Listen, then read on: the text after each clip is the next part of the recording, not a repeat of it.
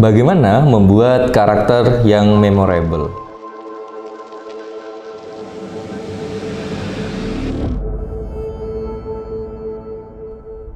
Salah satu aspek paling esensial dalam menulis skenario adalah karakter. Karakter di sini artinya adalah tokoh atau seseorang yang akan menjadi pemeran utama dalam skenario kita.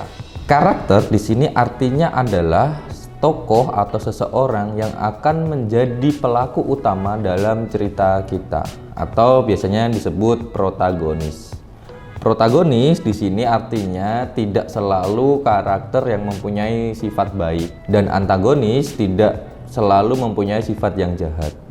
Secara sederhananya, protagonis adalah tokoh utama yang sedang mengejar tujuannya di cerita ini, dan antagonis adalah orang yang menghalangi protagonis dalam mencapai tujuan utama. Jadi protagonis dan antagonis itu bukan tentang sifat baik dan buruk. Ada beberapa film menurut saya pribadi yang karakternya itu sangat kuat.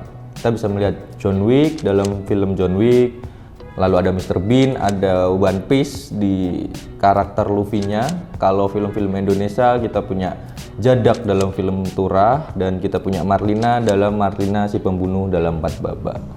Preferensi orang dalam memilih karakternya yang memorable itu sangat berbeda-beda karena berhubungan dengan background si penonton masing-masing. Lalu, apa saja yang bisa kita usahakan untuk membuat karakter yang memorable? Jawabannya cuma satu, buat penontonmu peduli. Ada dua tipe karakter yang dipedulikan oleh penonton, karakter yang disukain atau karakter yang dibenci. Pilih salah satu aspek ini untuk kita jadikan karakter utama. Dalam penulisan sebuah cerita, kita seperti membuat dunia baru, maka kita harus membuat manusia baru, atau seolah-olah kita menjadi Tuhan dalam cerita ini. Kita harus menciptakan manusia mulai dari dia lahir sampai cerita ini dimulai.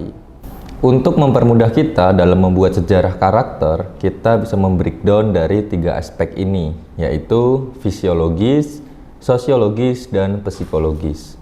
Fisiologis di sini artinya adalah ciri-ciri fisik seorang karakter, mulai dari tinggi badannya berapa, berat badannya berapa, dan rambutnya potongannya itu seperti apa. Kita juga bisa menambahkan satu hal yang spesifik agar karakter kita menjadi unik dan sejarahnya menjadi jelas. Contoh, mungkin karakter ini dulunya adalah preman pasar yang suka berantem dengan preman pasar lainnya, sehingga dia mempunyai sodetan di pipinya karena saat itu dia lagi perang sama pisau. Mungkin ada banyak cara untuk membuat karakter kita unik tergantung world building dari cerita yang sedang kita tulis. Selanjutnya adalah sosiologis. Sosiologis ini adalah di mana dia bertumbuh. Artinya adalah agamanya karakter ini apa, rasnya karakter ini apa, dia lahir di lingkungan yang seperti apa. Hal ini untuk mempermudah nantinya saat pemilihan aktor dari karakter yang sedang kita buat. Contoh, kita membuat karakter yang dari Medan. Ini memudahkan nanti saat pemilihan aktor dalam penggunaan dialek Medannya. Bisa saja dimainkan oleh orang yang di luar Medan, mungkin perlu latihan yang cukup lama dan memakan waktu untuk mendapatkan dialek Medannya. Yang terakhir adalah psikologis. Ini hal yang cukup esensial dalam membuat sejarah karakter. Psikologi secara sederhananya adalah bagaimana cara karakter ini memandang dunianya. Psikologis ini harus dibuat secara jelas dan hati-hati dengan riset yang cukup dalam. Karena psikologis ini adalah pijakan kita dalam membuat keputusan-keputusan karakter di skenario kita. Mungkin kita akan buat karakter yang haus akan spotlight. Kita bisa buat sejarahnya dulu, karakter ini adalah karakter yang tidak dianggap oleh lingkungannya. Akhirnya keputusan-keputusannya selalu berujung kepada dia harus punya spotlight di sebuah situasi. Dengan kita membreakdown karakter seperti ini akan sangat membantu kita untuk menulis dengan pondasi yang kuat dan lebih terarah. Jadi kita tidak jauh-jauh dari sejarah karakter. Sehingga nantinya ketika karakter mengambil keputusan, akhirnya make sense semua. Selanjutnya, kita akan membuat want dan need karakter. Sederhananya, want adalah keinginan karakter yang dilakukan secara sadar. Need adalah sesuatu yang hadir di alam bawah sadar karakter. Biasanya di film-film Hollywood, want ini digunakan di awal film sampai menjelang akhir. Selanjutnya dikasih need karakter di ending film sebagai cara paling efektif untuk menitipkan pesan film ini melalui need karakternya. Contohnya, kita punya karakter yang sangat ingin mengejar kekayaannya. Dia melakukan apapun untuk mendapatkan kekayaan tersebut. Di ending film ternyata yang dia cari bukan kekayaan, karena yang dibutuhkan hanya ditemani oleh orang-orang yang tulus saja.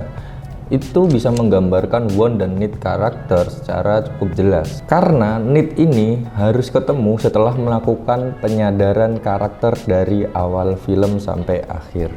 Seorang karakter yang baik adalah karakter yang mengalami cara pandang hidup yang berubah di awal dan di akhir film. Sehingga pesan yang kita titipkan di karakter itu bisa diterima oleh penonton. Kesimpulannya, untuk membuat karakter yang memorable dan bisa diingat dalam jangka waktu yang panjang, tidak ada rumus pastinya. Tapi yang bisa kita usahakan adalah membuat sejarah karakter ini kuat dan jelas melalui breakdown psikologis, sosiologis, dan fisiologis. Lalu kita juga bisa menambahkan want dan need karakter ini dengan kuat sehingga kita bisa menitipkan pesan yang mau kita sampaikan melalui karakter ini. Nah, terakhir, teruslah menulis dan mencoba membuat banyak karakter sehingga kemampuan kita lebih terasa. Untuk mendapatkan karakter yang baik, sering-seringlah melakukan riset dan melatih kepekaan kita dengan lingkungan sekitar kita. Mengamati teman-teman kita yang mempunyai karakter-karakter unik bisa memicu inspirasi kita dalam memutuskan karakter mana yang paling cocok dengan cerita ini. Mungkin segitu dulu tips yang bisa saya bagikan untuk membuat karakter yang memorable. Untuk selanjutnya, mau dibagi tips apa lagi?